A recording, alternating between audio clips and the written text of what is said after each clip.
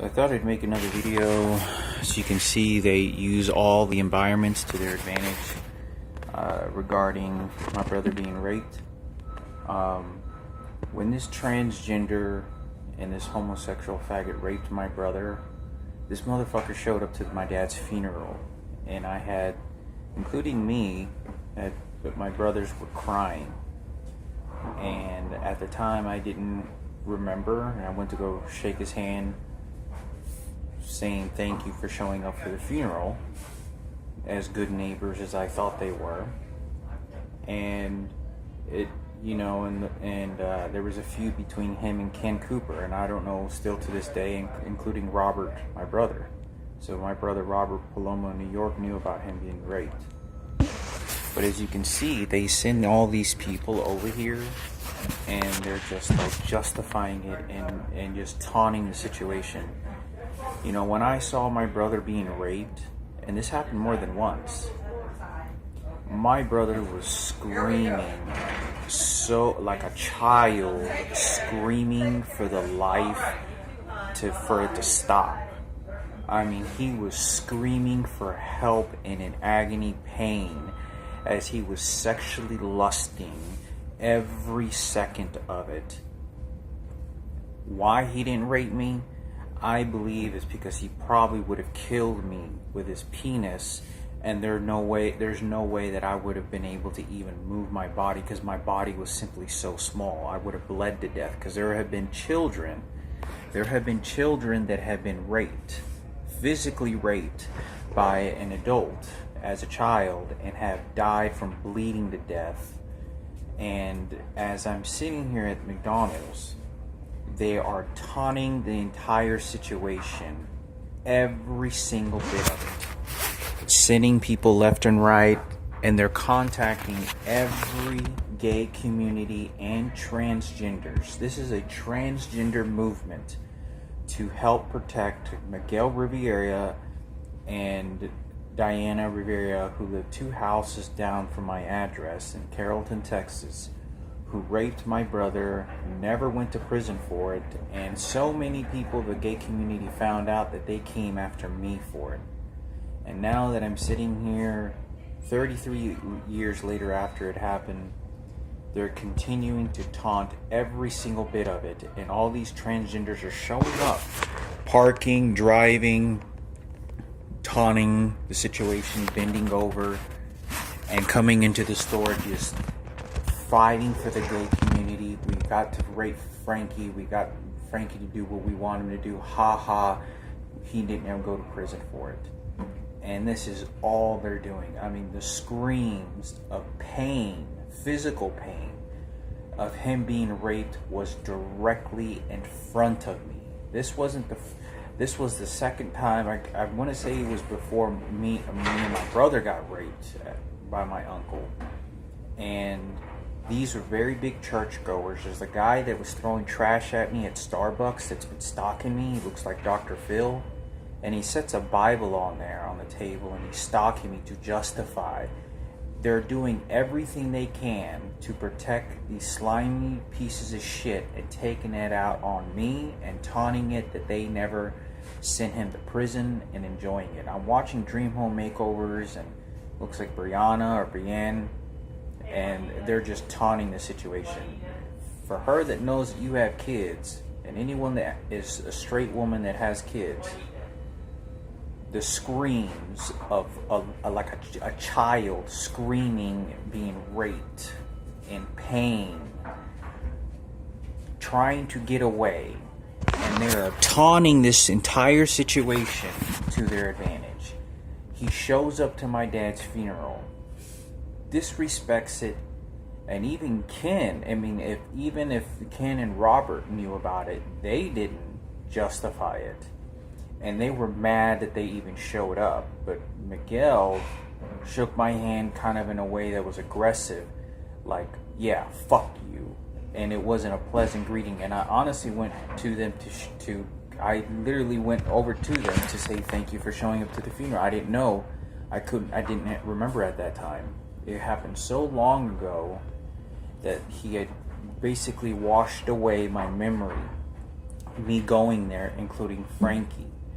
And so what they did is they justified it, and they're continuing to do this at McDonald's with all the transgenders that are working here at any other restaurant that I'm going to. I'm telling you right now that anyone in a normal sense would have experienced something like that would have been terrified. I mean, to watch my brother and how he was grabbing him and sexually lusting was, and this is what this homosexual was doing, and they're just taunting it. I was the one who told my mother about this. I was the one who stopped Frankie from being raped from my brother, from my uncle. I was the one that was reporting these things and checking to see if my brother was okay. It wasn't Miguel, it wasn't Diana that changed their heart and went Christian and then fixing things. It wasn't anyone, it was me. And it was my father that was going and protecting. I believe that my father would have got his shotgun and he would have shot him. He would have gotten his gun and he would have shot his ass. And this, like I said, the screams were just profoundly, just really pain of desperation. And the sexual acts, he has reported to the gay community and these people, and they're taunting it right back over to me. And, you know, this person never went to prison. They had been following me and stalking me and bringing that situation up repeatedly since I was 20 years old. It doesn't matter how forgiving you want to say these people are because they have a son that was a good kid. It's what other people are going to justify and take what they want to take from that and then turn it around on to something good. I am suffering in mental anguish to understand that this is being laughed at right now, where I met Michael Jackson as a kid because I initially got raped then, and they're just having a joyride about this. And what makes this so even worse is the fact that it's a racial movement. It's anywhere in the world, anywhere in the U.S., you're always going to find racism. Here, the topic gets brought up a lot in the media. And the idea that someone is setting all these transgenders to fight and protect for Miguel Rivera and Diana Rivera because they raped my brother is emotionally distraughting to know that they're enjoying this and that they're living in this glory that their fellow community member didn't go to prison or suffer severely and his family for what he did to me and my family, slapping my mother. I mean, my mother, I'm telling you, after they raped my brother, they were punking out my father, walking by our house every, like, three or four times a week, sometimes every day, with a bat in their hand with their dog, scaring and intimidating my mother, scaring and terrifying Frankie, putting him in his cage in his room and keeping him in the house to keep quiet in a huge orchestrated environment. Now, I'm bothered because I can't do anything about it, but when I'm watching these videos and I'm watching like straight women, I think they're straight, hopefully they're not lesbian, that have kids and gave birth to kids and they're heterosexuals, they're normal. Imagine your kid being raped and being justified to the public, and they're just enjoying every bit of it because I'm the one that saw it and experienced it, and they're the ones that are just saying we have to move forward to protect our kind of people, our breed of homosexual community, because they don't want the media to exploit raping, that gays rape little kids. And that isn't the truth. Not all of them do. But there were so many homosexuals that raped my brother that I was a witness to, and other people that did this, and it was just homosexuals. The reason Patricia happened was because Diana and Miguel. Patricia brought up directly Miguel and Diana and was telling me she felt sorry for them and that it was okay for Miguel to rape Frankie. And this was 10 years ago. And so they contacted everyone because they knew. And I've had conversations with Miguel about people knowing about certain circumstances and saying that once a whole bunch of people find out, it'll work for him.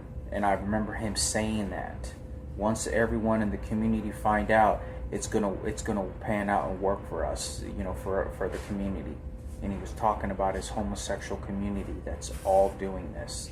They're trying to use the Bible and they're trying to use this garbage in order to be able to get away with never being punished for something so severe. I mean, that's worse than a murder attempt that happened to me. Raping a child and these people are laughing. When I walk to the library, they're taunting and laughing it. They're justifying it because they have no other choice other than to say, Jesus Christ, okay, now I get away with it. That's all they're doing because there's no other source. In a courtroom, when you rape a child, and you're found guilty, like they have videotape evidence, no matter how